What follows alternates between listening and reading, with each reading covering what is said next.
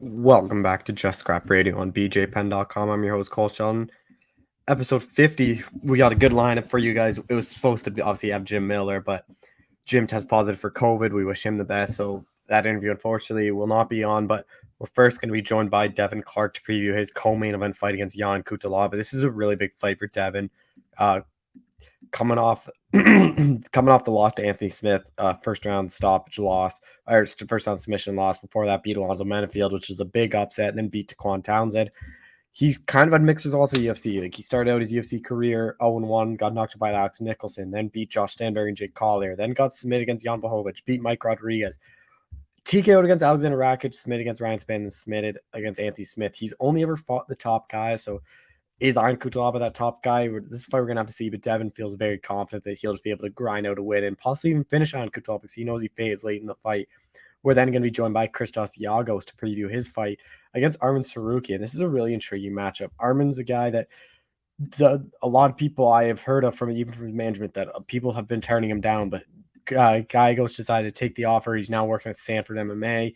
He doesn't think that's a great move, especially for this fight with all those high-level wrestlers. And Giagos knows that if he can go beat Arman, he can really start fighting those top 15 guys. And we're then going to be joined by Nikolas Motta to preview his fight. He was also supposed to fight Jim Miller. I decided to keep the interview in because only a few questions were about Jim Miller, so obviously those are irrelevant now. But this is more about making his UFC debut, like the time off. Like, he was on the Contender Series last November, and he's just finally making that fight. And he said like he had to fight now because he obviously isn't making much money if he's sitting on the sidelines. But this is a good chat with Nikolas Motta, who's looking to win his UFC debut. And then we close things out talking to Chad Anheliger about picking up a UFC contract on the last episode of Dana White's Contender Series.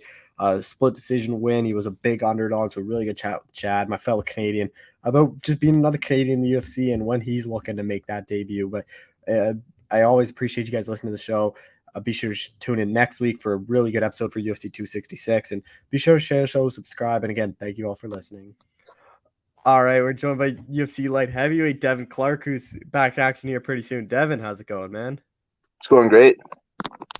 Full swing in camp here, and yeah, going good. Getting ready. Rebooking that Ion Kutalaba fight. I know you're supposed to fight in May. You had to pull out. Like, were you glad that he kept this fight? Because this is a really fun fight on paper. Yeah, I actually asked for it. Once I because I had COVID, that's why I had to pull out of the last one.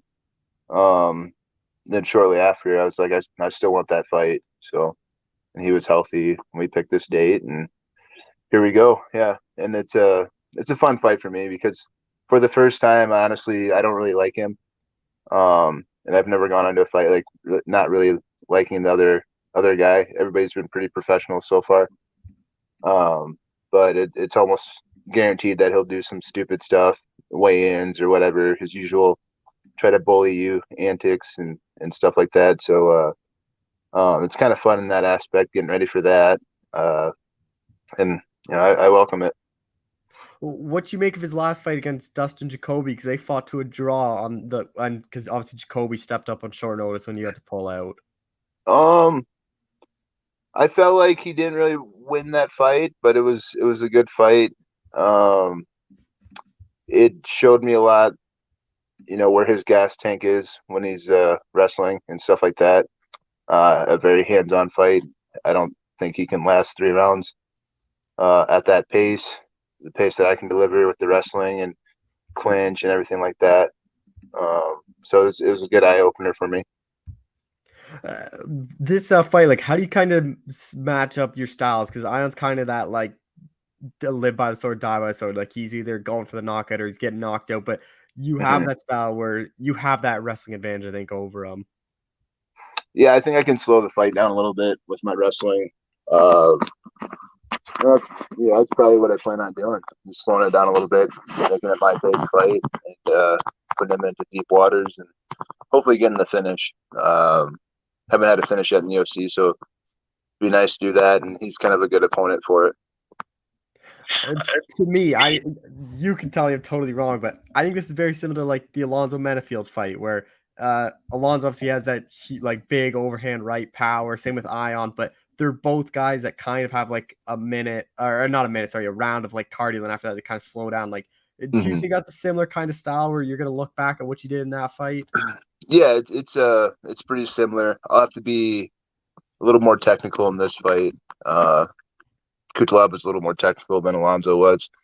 So it's kind of an in between. I fought Darko Stasic a couple years ago, and I feel like it's in between Darko Stasic and Alonzo Menifield. Those styles is where Ian sits. So, um, and I handled both of them well. So it should be something I could definitely handle and take advantage of. And you look at his career, like when he doesn't get knocked out, most of his losses are on the ground by submission. Like, do you think that's kind of a big advantage for you is on the ground and use good jujitsu? I'm not known to be much of a jiu-jitsu guy, but I have been working on it for several years. So yeah, it can be an advantage for sure, especially after we put him where we want him, get him nice and tired. Uh, yeah, I think definitely think if he goes to the ground, I finish him either way, submission or TKO. Is that first round basically the biggest worry? Is like I think if you once you get out of the first round, I think your confidence kind of has to go up a lot. It does, but a guy like Kutalaba, he is still dangerous in the second and third rounds. He does gas a little bit, but he's still dangerous somehow. Um, so it's I just want to be able to put a full performance together, being focused the whole time. That's where I've run into issues in the past is getting unfocused after getting up a little bit in the scorecards and stuff like that. Um, so yeah, just staying focused the whole time, whether it's a 5 minute fight or 15 minute fight, staying focused, staying aware, sticking to my game plan, and really just picking them apart. What do you think a win over Ion like does for you and puts you in the division? It it should put me around that top 15. At least get a top 15 opponent after this, which is that's nothing new, but um, it's definitely a good win. I do need this win. I've never lost back to back, so don't want to put that into don't want to make that real. So yeah, just need the win, want the win, and it'll definitely be good, and I think it'll be a good progress moving forward and going into that next level that I've been trying to get to for the last couple of years. But in this game, it's a process, and I'm feeling it out, and hopefully I'm at that stage where I'm ready to progress. Do you put any pressure on yourself to get that finish and get your first UFC finish? That's always there going into the fight. But then uh, stemming back from my wrestling days, knowing the score and knowing how to win, knowing how to do just enough to get the W. I think that's probably a big reason why I haven't got any finishes. Just being safe and stuff like that. And getting the for sure victory once I'm ahead on the scorecard. Are you hoping you can try to get one more in just because this is your first fight of the year? Oh yeah, if this is a 5 minute fight and I leave clean, I definitely would love to fight again this year. It's been a slow year for me, obviously. Haven't fought or um, haven't fought this year. So my last fight was in November. So yeah, it's a lot of time off, more than I'm used to. But in that time off, I've definitely had some growth, mentally and physically. Is there anyone you really have your eye on, or at this point it's just anyone near the rank? Is anyone that kind of gets you towards the rankings? Um, Pretty much anyone. I would love to rematch any of my previous losses. So, and those guys are all almost top five. So, um, yeah, I'd love any of those rematches. I'll gladly take. Uh, the Anthony Smith fight, like how much did you learn from that? Because that was kind of just that weird circumstance where all of a sudden you go to now headlining a card, like, and it obviously ended pretty quickly. But Anthony Smith's like one of the top guys. Where you look at all your losses, they are kind of the top guys. You have to learn quite a bit from that. Um, for that, with that one, it was really more just the experience of experiencing the going into a 5 round fight, just the anticipation there and the main event. Um, and also losing at that, you get to the main event and you lose like that. It's that's not the way you want to go. So yeah, I mean it was more of an eye opener and just knowing where I'm at mentally and physically. Uh, I lost my mother-in-law like the week before, and I go back and forth of should I have fought or not. But I'm glad I took the fight, and it was a good experience. And this training camp, like, who are kind of the main guys you're working with? Um, right now, Christian Edwards fights Bellator. He's fighting on the 18th, and Antonio, shoot, forgot his last name all of a sudden, but he's fighting on the same card too. So those guys are probably the main practice partners. But a gym like Jackson Wink, we're fighting everybody every day. So, and such a good gym. There's so many guys here, amateur, pro. They're all ready to go. All great training partners. I know you worked with John a lot in the past. Like, are you still kind of working with him, or is he kind of off to the side because he's trying to bulk up for heavyweight? We've worked a little bit. Yeah, we still do some drilling and stuff like that. So, with him not having a fight booked, it's a little different. In the past, we've had fights booked at the same time, so it's nice. It's grinding at the same time. But when you don't have a fight scheduled, you're not trying to be on that fight camp pace, uh, which is totally understandable. So, yeah, but we still drill and stuff like that, and any knowledge from him is always great. He's the best to ever do it. So, yeah, anytime I get with him is awesome. A lot harder to train him now too, especially because he added all that weight and size. He's a big boy. Yeah, it's pretty cool watching his process, especially saying he's going to do something, then doing it the right way, bringing in these world class trainers, and just sticking to the regiment and getting that size up, and not just getting fat, just getting that size up with muscle. And yeah, he's a scary dude.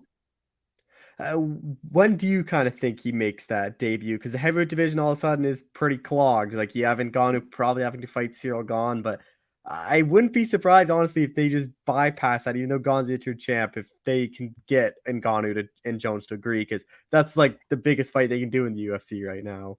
Yeah, in my opinion, I think they should book Nagano and John in Africa and have the biggest fight card ever. Maybe put Izzy on it too, but that's dreaming there. That'd be super cool, but not always how business works. But yeah, not sure when they'll work all that out and stuff. The heavyweight division is a little bit of a mess at the top right now when they threw in that interim title for no reason. Um, yeah. So hopefully he gets a fight soon. Can't wait to see him fight. Hey, I just want to get quick thoughts on your division. Like the light heavyweight division, all of a sudden, like for years, everyone said, "Oh, it's like one of the worst in the UFC," but it's added a lot of skill to the top. Like Jan kind of came out of nowhere. Like, what are your thoughts of his kind of rise to the belt? Because you fought him, and like I don't really think anyone back then thought he would ever come close to winning a UFC belt. Well, I think I was kind of his start of his rise. He beat me, and then I think he won. I think he's only lost once since he beat me. Then he kind of gained his confidence and all that stuff or whatever. But yeah, it's super cool to see a previous opponent at the top, and especially one that I know I can beat. And then I did decent in that fight. Like I said, I was young yet, still learning. Made a stupid mistake trying to finish him and got unfocused. So yeah, definitely another one that I want back. But it is super cool to see him at the top and saying that I was in the cage with him and did decent against him, at least for a round or two. Are there any guys at the top, like not even next, but like down the line, like you just want to fight just because you think it'd be a fun fight for you? Uh, really just the rematch. Yeah. You got Jan, you got Rakic, Anthony Smith, Ryan Spann. Those are all fun fights and all fights that I want back. But one that's kind of an outlier would be Crute. I think that'd be a good matchup. The Rakic fight too. I was at that one because I'm like live right near Toronto. I don't think people like a lot of people probably just look at the record and say, "Oh, you lost the first round," but you like were like seconds away from knocking Rakic out, and like that's the most danger Rakic has been ever in the UFC. He was actually out. He told me after the fight that he was actually out. He woke up in that front headlock position from me kneeing him again. So But yeah, that was I hate to watch that fight, and I also love to watch that fight because I was winning the fight. I had him finished. The ref didn't stop the fight. Um, I was kneeing him, and I think I was actually like holding him up a little bit, and then his hands like they were kind of flopping on the mat, and then also the ref didn't stop the fight because of their illegal knees at that point, and the ref didn't stop the fight. So I don't know what that ref was doing. But either way, the fight should have been stopped right there at least. Um, but after that, I just knew that I hadn't finished, and kind of a little bit of a energy dump there, and then I'm like, okay, he can't take one more good solid punch, so I went in for it, and he caught me with a lucky shot, and that was that. But that goes back to that focus. So definitely learned a lot in that fight. All right, well, Devin, man, I appreciate the time as always. Thank you so much for doing this. Hey, thank you. All right, we're joined by UFC lightweight Christos Giagos, who has a big fight upcoming here. Christos, how's it going, man? It's going good. It's going good. Just got done with some hard sparring today, so just recovering. Fighting Arman Sarukian, like that's the first thing I have to ask. Like, did this opponent surprise you? Because he's in the rankings, like he's been calling out a lot of the guys above him. Like, I thought he was going to get one of those top 10 guys. Yeah, I've heard around the grapevine that people are turning him down. It's hard to get him a fight. I just took it as an opportunity to break the top 15 to get ranked. And, yeah, I mean, it surprised me, but you take him when you can get him. And not much notice for this fight. Like, I think it was what you have, like 4 or 5 weeks it got announced. Like, is that kind of, or did you find out a lot sooner? I think I knew about it about 7 weeks. And, yeah. And I agreed. Was it basically an immediate yes? Because, like you mentioned, like a lot of guys aren't signing up to fight Arman. Well, yeah, because at first they asked me to fight August 28th, and I was like, no, because I'm going through a move right now. I wish I had more time. And then they said September 18th, and I'm like literally moving from California to Florida. And I was worried, and I'm about to join a whole new gym, and I was worried about that kind of getting in the way. But I don't like turning fights down. I took it as a chance to get a top 15 to test myself, and just show everybody what I can do. So I just said, yeah, hey, let's go. Let's make it happen. Well, where are you moving to, and what gym are you going to? I'm in Florida now, Coral Springs, and I'm training out of Sanford MMA now. Oh, how would you kind of look at there? Because your last opponent was a coach at Sanford. Yeah. Sean's super cool. I was just looking up some areas, and I checked out American Top Team. I talked to Mike Brown, and my management kind of pushed me to go to Sanford. Said it's a little bit more of a team vibe, and I kind of like that. So, yeah, I was just like, let's go. And then Sean's super cool, just, knows his business. And now we get to train together once in a while. Oh, what's that been like? 'Cause there's a lot of high-level guys at Sanford and a lot of high-level wrestlers that I assume you're probably working with to prepare for this one. Definitely.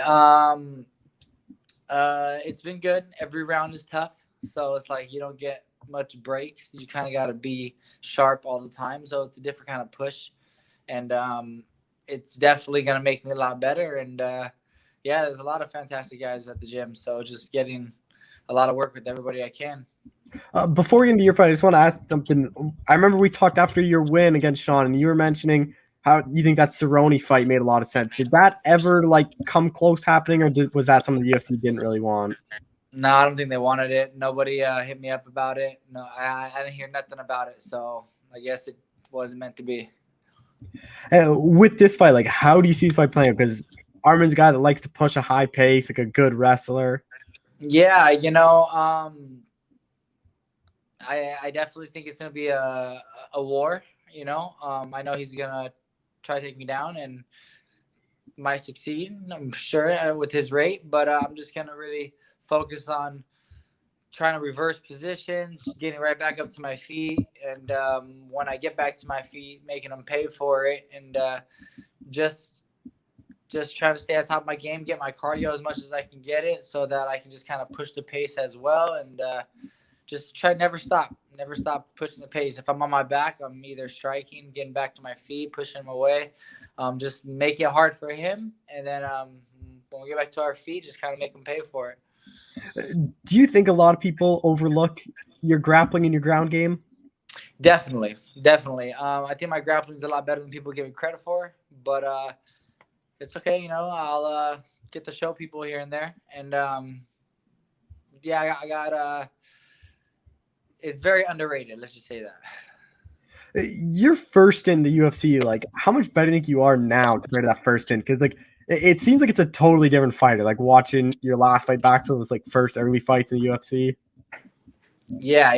I'm just a lot smarter, a lot wiser, taking it a little bit more seriously, and just kind of learning as I go, you know, making mistakes, kind of fixing those mistakes. So I just think I'm just a better and more wiser fighter, you know, let time do its course, and just a lot more mature in the sport. Armin's like a very durable guy. Like, even Islam couldn't finish him. His first loss, he did get knocked out pretty quickly, but like, is this a fight that you kind of think's probably going to go the distance? Yeah, I mean, with his decision rate, and yeah, you know, he's I kind of see going to distance, just hoping I can score big on some of the rounds, and who knows, you know, I'm gonna definitely try to finish him, but he's young, he's durable, and kind of just go from there, and you never know what's gonna happen in a fight, so I just gonna fight my ass off, and hopefully, you know, pull off the victory. I know you're pretty comfortable off your back, like you can get some good chokes off your back, but is this a fight that you're not going to really want to play that game? You're going to try to get back to your feet, or are you comfortable if he takes you to, and you're on your back? If he takes me to my back, I'll try to instantly get back up or reverse or create a scramble, because I don't want to be on my back for too long. You know, I want to try to definitely spend as much time as I can on my feet. And he fought Davey Ramos. You know, Ramos couldn't really submit him off his back. So, and he has some of the best jiu-jitsu out there. So he seems to be very tight and good. But, you know, if I see the opportunity, I'll definitely snatch it. I just definitely want to work more on getting back to my feet. And I'll play some jiu-jitsu. And, you know, it's kind of one of those things. It's like, I'm just kind of play as it goes, you know, just how I'm training. Let it follow into the fight. Oh, what do you think a win over Armin does for you and puts you in this division? It puts me in the top 15. It makes me climb the ladder, and you know, hopefully head towards the top 10 after that. Are you gonna have another call out in mind? Not necessarily right now off the top of my head, but maybe I'll think about that as we go. How disappointing is it? Like, you go from your last fight, like the second event back with crowd, now you're back just at the apex in front of no one. Like it must seem like a totally different fight. Definitely.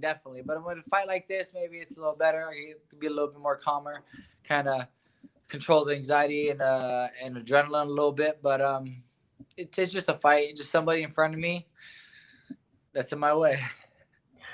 Does it kind of actually help you though? Because then it's a lot quieter, so you can hear your corner just in case you do get taken down. Like, they can kind of help you out, get out of those spots. Definitely, for sure. I can. I think it will help me.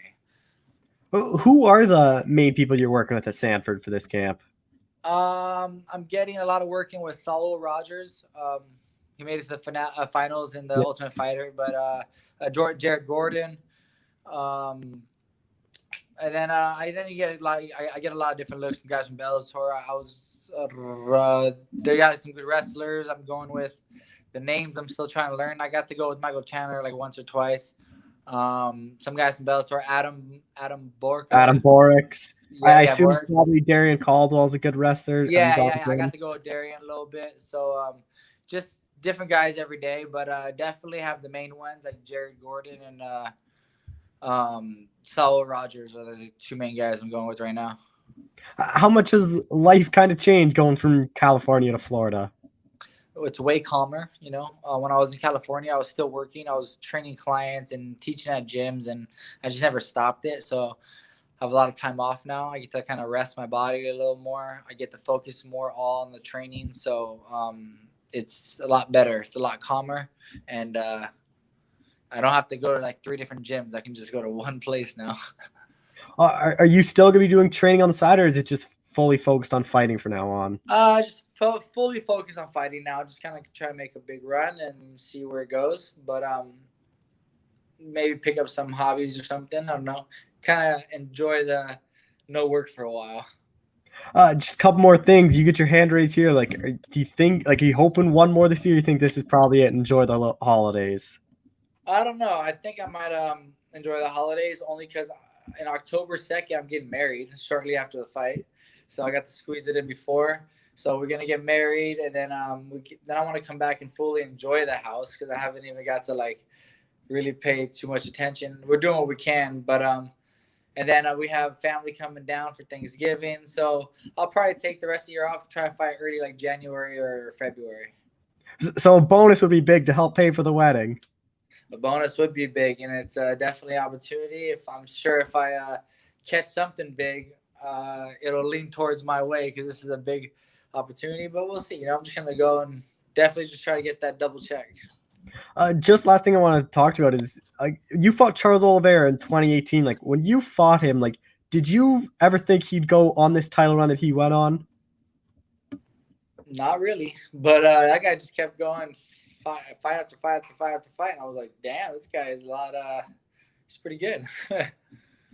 Is that kind of exciting for you that now he's the champ? So if you make that run, like it's not only a shot at the belt, but it's a shot at a rematch and kind of get your revenge. Yeah, definitely. I was winning that fight up until I got choked out. So it was it definitely like makes me confident knowing I can hang with the guys at the top. So I just want to keep climbing the ladder, and if the opportunity comes, that's great. But I don't like to think that far ahead of the future. I like to think about what's right in front of me, and right now it's just Armin.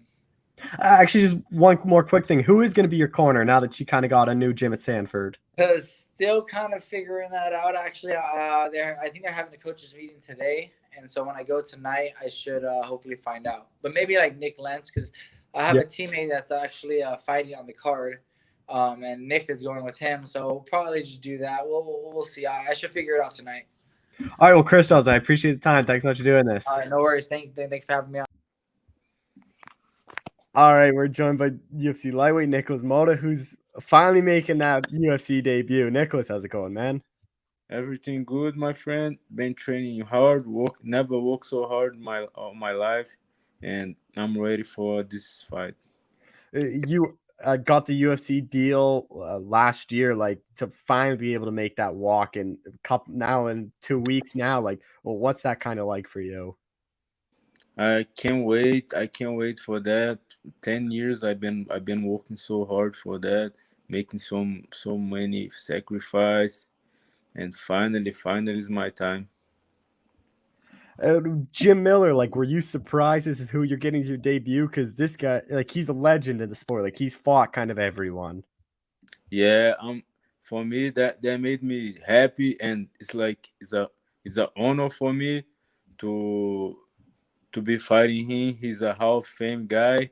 He's a future Hall of Fame guy, and it's an honor for me to be able finally for me is finally I'm gonna be able to do what I always wanted, that is make history. And I've been working my whole life and waiting my whole life for that moment. You were supposed to fight in May. I know you had to pull out. When did you like fully get healthy and be able to train again? Let me see. Was fast. Didn't take so long. Heather from the UFCPI, she gave me the number of like a very good doctor in Colorado, and we did shockwave therapy. That's like a different type of therapy, and he was very fast, and that's what I did. And were you surprised to get Jim Miller? Like, I know he's a guy that's been fighting everyone, but like as your debut, like, were you surprised you'd be fighting him? No, I'm not surprised. No, I'm not surprised. I'm happy. I was very happy to be fighting Jim Miller because he's a legend. How do you see this fight playing out? Because Jim's obviously a very good grappler, likes to push the pace early. I'm playing I'm playing like just like I always do. I'm always trying to finish fights, but I'm preparing myself for 3 rounds war. And he's a gamer. He's very tough guy. That's why he's gonna go to the Hall of Fame soon. And I'm prepared for war. That's it. Is this a fight you think you can finish, or are you just fully focused of being prepared to go the full 15? I think every fight, every fight we can finish. We all humans. And my whole life I trained with some of the best fighters in the world, and I know the game. I know how it is, and I'm prepared for that for many years already. What do you think a win over Jim does for you and puts you in this lightweight division? I think it's gonna be a huge accomplishment personally and for my career. And just like I say, that I think that's my dream, to be making history.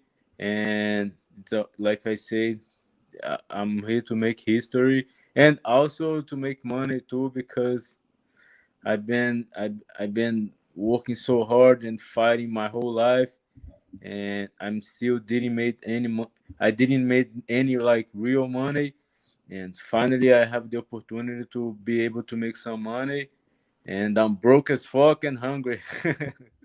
Uh, yeah, I guess you haven't fought in nearly a year. So, like, is fighting your full-time job, or do you have another job on the side? uh, I had some. I always had some like some like little things that I did. I used to teach a lot in New Jersey, but now all this time I'm here in Denver, Colorado. I've been more focused on training every day, and we work so hard here. I never trained so hard in my whole life. Like we get it really like exhausted. I never been working so hard like I've been working here in Colorado at Factory X. And I don't think a lot of people realize you were on Tough Brazil in 2015. Like, did you think it would take this long to get to the UFC after being on that show? Yeah, I thought it would be faster. Even the bloody elbow, they made like something talking about me, and they say, "Oh, we hope he's gonna be in UFC on the next 2 years or something like that, or three," and it took me 5 years, and was was a lot of ups and downs, living in basements, living in different house, not having money, and so many problems and sacrifice. And I never gave up. Even I'm gonna be honest, was I thought about give up sometimes, just like everybody probably does on hard times, but I always believe it, and I always put all my life on that, and that's why I'm UFC now.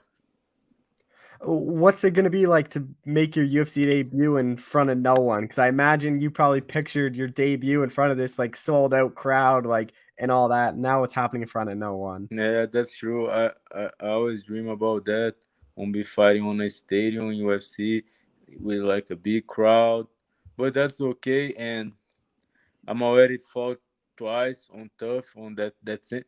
It's like it's basically the same cage in the same place that I fought on tough, and the same place that I fought on Dana White Contender Series. So that is nothing like new or different for me.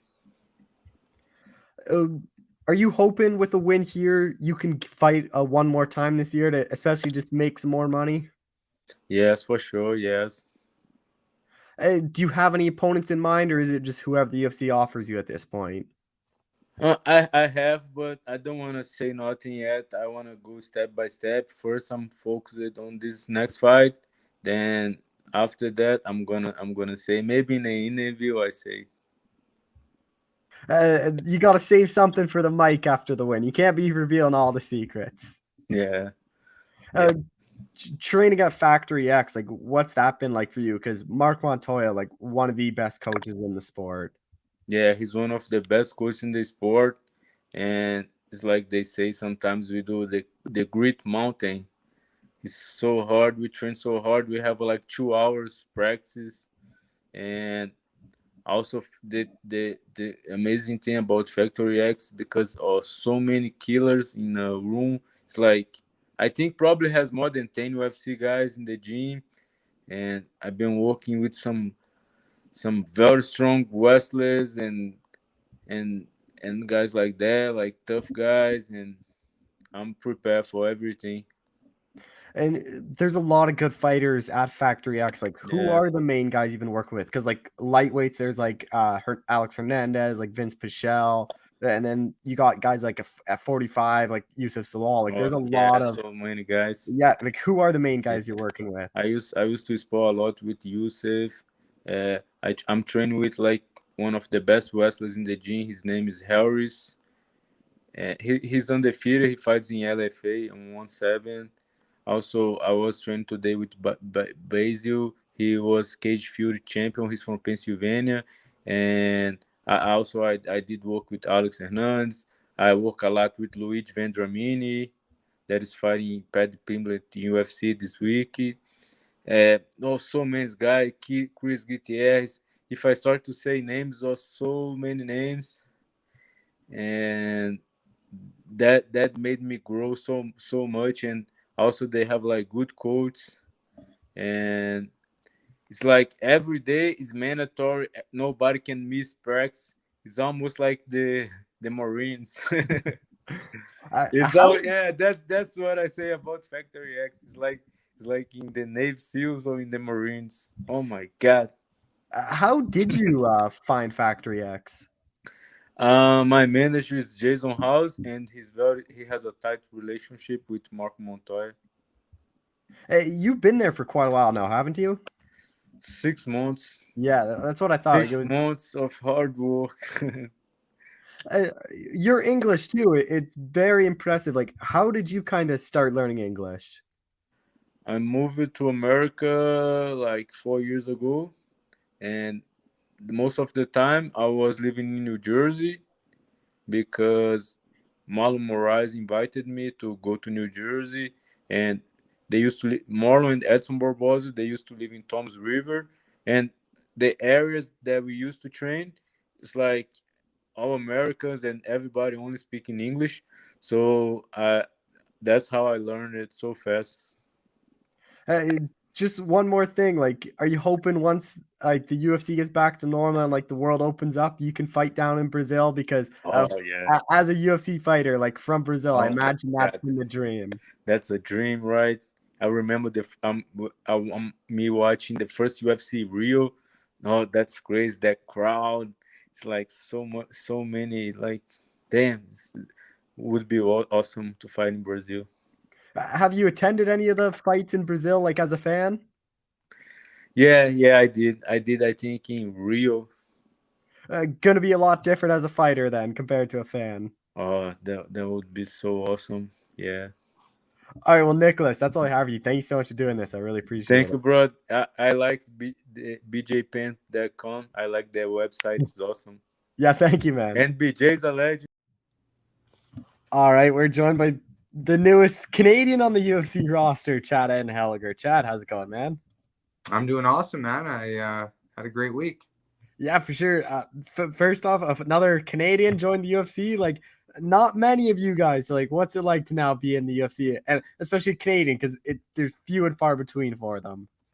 You know, it's still kind of surreal. I still don't really, it hasn't really even hit home that I'm in the UFC. It's something you've wanted and visualized for so long. And then when it finally happens, you know, I don't really know what to do with it, but it feels great. And I got a lot of support from just everybody across the country. I've got messages from so many people that are just excited and can't wait for my next fight. And it just feels good to give the country something to root for.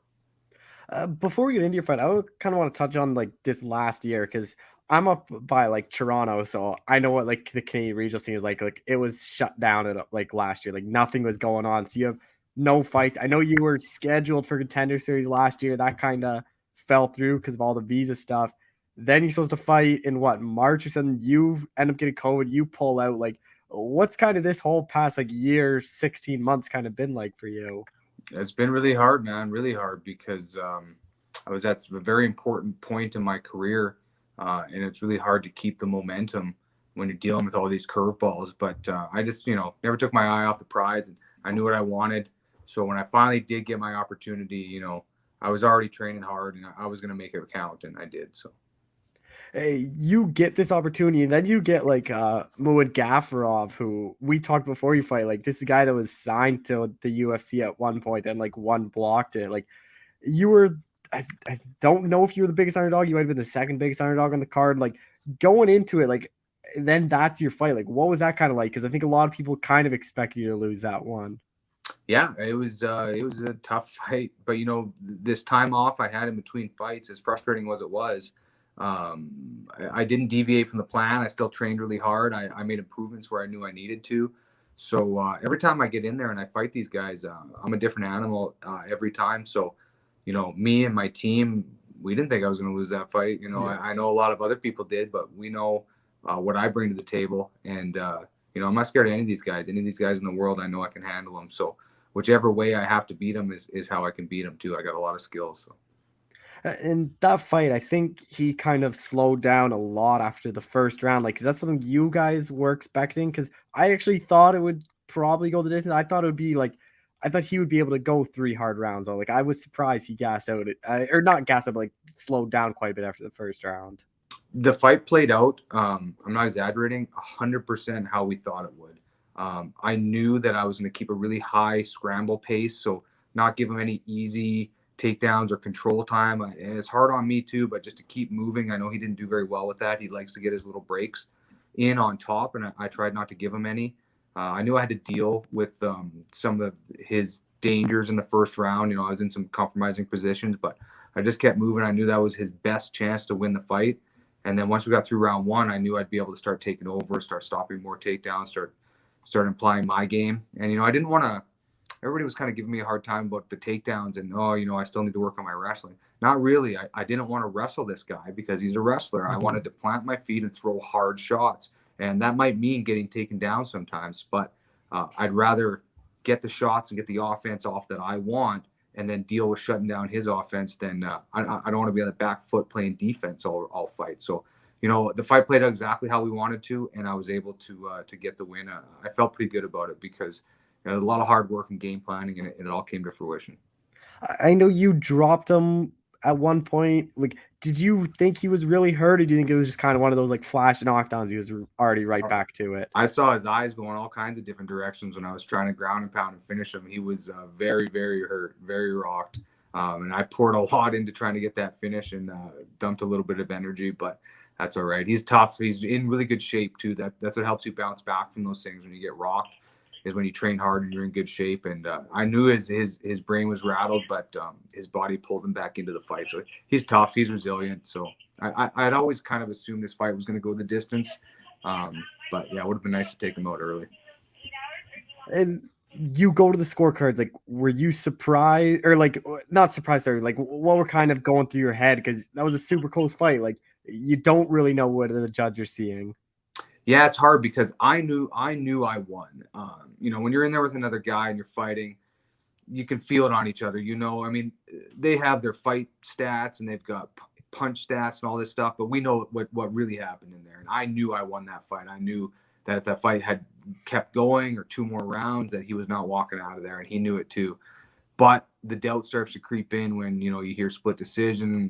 I start kind of stressing out about maybe I let him control too much time and blah, blah, blah. But I'm really glad the judges got it right. Obviously, some fear crept in when I was waiting. But when the fight was over, I mean, my team came in basically trying to hoist me on their shoulders. They were sure I won. His team came in. They were all dejected. They knew they lost. So I'm glad the judges eventually got it right, but they had me a little nervous. You get your hand raised. Like, what is that kind of emotion like? Because you're a guy that started your career 2-5, and then you kind of just change everything. And I know most people, if they start their 2-5, they're going to start fighting like 0-6 guys, try to build that up. You fought guys with all either 500 or winning records, and then you fight even like the Rise Bantamweight champion. You fight Brady Highstand, who was, I even heard about him before that fight. Like, how did he beat you? He was getting signed to the UFC. So like, all that you've been through, like when you find out you won and then get a UFC deal, like what are kind of those emotions like? I mean, it's awesome, but I also, I know I've been doing the right stuff all along. I've been ready for this moment. So I've been fighting tough fights because that's what's going to happen when you get signed to the UFC. So you think you're doing yourself a favor by avoiding some of these tough guys to get into the UFC. You're not doing yourself a favor. So this is what allows me to enter fights like the Mew and Gavrov fight with confidence, because I know I'm doing all the right things, and I always have my whole career. I don't take the easy way ever. So it made me very prepared to get the win. So when I got it, I was happy, but I was not surprised. I wasn't shocked. I worked hard for it. I visualized it. I made it happen. So yeah, I was just enjoying it more than I was being kind of swept away with the shock of it. And then you're obviously very happy you win, but the flip side of it, you're the first fight of the night, and you just kind of have to sit there for like 2 hours wondering, am I going to get signed? Like, what are you kind of doing during that time where you're just kind of sitting back watching the fights? Like, are you overthinking that stuff? Or are you trying to like not even worry about if he's going to sign you or not? It's like a whole hour or more. I don't know what it was when you're waiting there, but it goes by in like feels like minutes, man, because it's just a whirlwind. I mean, win a big fight and there's so much going on, and I'm going over things with my coaches. My head still hurts. My ribs are sore. I still just had a hell of a fight. So, I'm just sitting there icing my foot a bit, and the time went by pretty quick. It wasn't. I didn't have a whole lot of time to sit and stew on it. And, it was actually pretty cool because it's like this, feels like 2 wins in one night. I got this huge win in this fight over Mewen, and then I get this other second huge win by Dana giving me the contract. So, I mean, it's as good as it can be. I'm very, very happy with how it all went. Well, when Dana was talking, did you think you're getting the contract? Because it was like, oh, I don't know if he's going to get it. Then he's like, oh, he's Canadian. He pulled up this big upset. And I'm like, oh, yeah, Chad's getting it. Well, I don't know. He does that on purpose and kind of mess with it. But I was the first guy, too. So I don't know. I feel like after I got mine, a lot of the pressure was off on the other guys. You could tell that, we all fought really tough fights, and that a lot of people were gonna get contracts that night. But I was the first one, so you never know, right? I don't know what his mood's gonna be, or if he's happy or not happy. And I was sitting there with only a split decision win, so I didn't sit there with all the confidence in the world. The guys behind me, they had quick TKOs, and it kind of sucks because I showed all my skill, my heart. I earned that win very, very much. Not that the other guys didn't earn theirs, but it's almost like I would have felt very, very shafted if, guys with a quick TKO got in and somebody like me who poured, 15 minutes of himself onto the cage didn't. But Dana knows, he knows fighting more than anybody. So he made the right choice by signing me. When are you looking to make that debut? Like, you hoping it happens this year? Yeah, man, I got a little bit to organize in my own personal life because fighting takes a lot out of you. Like I committed everything, every waking minute I had to winning this fight and training for it. So I got a little bit of catch up to do. I certainly owe my girlfriend a couple of dinners that she hasn't gotten for 3 or 4 months. So I got a little bit of catch up to do. But once I feel like I'm caught back up, I'm jumping on the phone and trying to find a fight. I want to fight this year. If everything went great, it'd be something like December. But things are happening so fast. I haven't even gotten to that point yet to start planning. So. I don't know if you've been asked this or even you put much thought in it. Are you planning to ever go to the PI to see about maybe jumping back down to flyweight? Yeah, I've talked about it, and I mean it's something I can do, but the reality is I can't do the rest of my life like my job and all that stuff if I'm dropping down to 125. I can't work 8 hours a day and then train 5 hours at night if I'm not eating and I'm thinning myself up. If the UFC gives me the ability to not have to work 8 hours during the day, then I can make 125. So it's kind of it's something I'm going to talk to my manager about a bit. I know I can beat these guys at 135, and I fight my best fights at that weight. Even though sometimes I might feel like I'm giving up some size, I've just always fought better when I'm fighting at 135. So it's like I'm so split on it that I don't care either way. My manager could say. Or my manager and my coaches, they could say, no, 125 is the only thing that makes sense to you. I'd say, okay. Or they say, no, 135 is the only thing that makes sense. Okay. I mean, I don't really care, but I know 125 is difficult when I'm working and training and all the things that come with it. So I like 135, but essentially I'm going to definitely listen to what my coach and managers think as well, because 125 is still a little bit more wide open for me to plow through there and get to the top. Yeah, that's it. Just because I was thinking, because like flyweight, you look at a lot of these guys that get signed, like you get the right fight off the bat, and you're already fighting a top 10 guy. Where bantamweight, like, is one of the deepest divisions. Like, it could take 6, 7 to fight before you even talk about getting a ranked guy. Yeah, there's lots of gives and take on both sides, but also 135, I can just take fights. I can train, I get less injured, and I can fight more. I don't need a lot of notice. I can stay, more consistent in just my body. I'm not, going up and down. So I don't know. There's give and take for sure, but yeah, I'm open to people's thoughts on it because I can do either. So. Do you have anyone in mind for your debut? Or is it just whoever the UFC offers you and just get that first win out of the way? Yeah, I'm not really getting too far ahead of myself or call-outs. There's a ton of people out there that I think are great matchups. So I really don't see a scenario of me getting a name from the UFC and me, not wanting it. There's just I want them all. So whichever order they want to do it in, I don't really care. There's exciting fights out there. I've fought a lot of grapplers trying to negate my game, and I think by now I've finally shown that I've got the grappling credentials as well. So give me a fun fight. Give me somebody that wants to mix it up a bit more. Just a couple more things. I don't know if you've thought about this fight. This is one like I don't even think next, but I would just want to see is Ricky Tercios because he won tough. I know you were talking about going on tough. Like he obviously beat Brady in a close fight. You fought Brady, and like you versus Ricky would just be a very fun fight.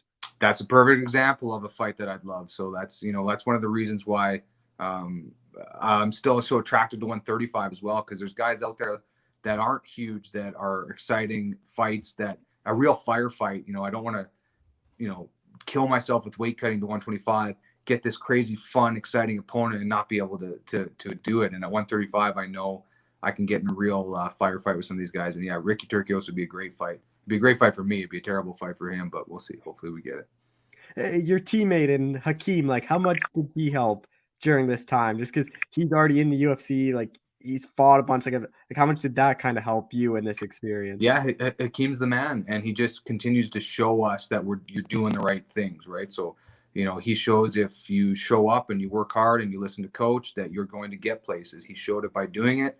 He leads by example, and and not to mention he's just a great training partner. I mean, you can't ask for anybody better. There's nobody better in the country or almost the world for a training partner. So yeah, I'm very lucky to have Hakeem kind of help trailblaze for us. Yeah, and how big is that for your gym? Because I've even talked to like people from like that train with like Stipe because he's at some small gym and like they always get told like, oh, if you're gonna make it, you have to go to one of these big gyms or you have to go down to like Florida and go to ATT or whatnot. But like Stipe's gym's perfect example. Like he became heavyweight champ. Hakeem is like a top 15 guy in featherweight from like a small gym in Calgary. Like how big is that where now you know that you can become a high level fighter with staying at home and not having to go somewhere? Yeah, absolutely. And I've always thought that it's just, we're getting a little bit more proof now that people are doing it. But I mean, these guys that have to go travel around and go to these other super gyms, they're just looking for something. They have their own mental blocks or challenges that they feel like they need that stuff around them to be good. But I mean, it's just not true. You can be as good and as hard as you want to train. I mean, you don't need to always be sparring hard with people your style and size. If I want to prepare for a fight, I don't have all the MMA fighters in the world in our gym, but I'll go jump in with all our black belts that are my size in jiu-jitsu, or I'll jump over to our pro Muay Thai kickboxing guys and do it's all there for you if you make it work. So I don't know. A lot of guys get way too hung up on that, thinking they need a special coach or special training partners. The reality is it comes down to you and where you're training. And, COVID's a good example of it. Some people just couldn't handle having to do some work on their own, and some people thrived on it. So yeah, it's up to the individual, but I don't think you need to go anywhere to be as good as you can be. You can do it anywhere. Last question before I let you go. It looks like you're at work, I guess, but in perfect scenario, I don't know, maybe you don't want it. Maybe your debut is with Hakeem's return fight, because I assume Hakeem probably wants to return end of year, early next year, same as you. Yeah, that'd be great. That's such a strong such a strong atmosphere for our gym, and we have two of our top guys getting ready for fights. It just brings that out in everybody in the gym. So I mean, that'd be great for sure. But we're both pros. We've both done it for a long time. If we got to go solo to some strange country to fight on our own, no big deal. We can do that too. So it'd be great if we could do it together. It'd be great if we could get one back in Canada too. But we'll see. No rush, and not afraid of any scenario with or without the teammate there. All right, well, Chad, I appreciate the time as always. Thank you so much for doing this. Okay, thanks, man.